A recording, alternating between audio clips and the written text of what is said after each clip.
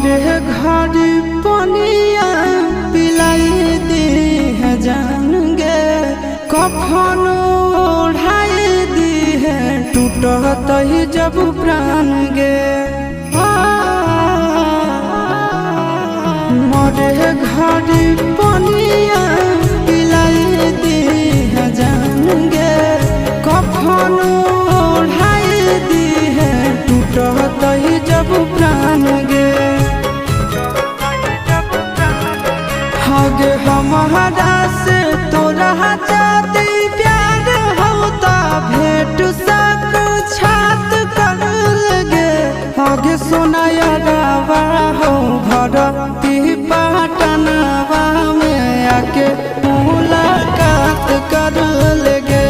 हगे सोनाया रावा हो भरती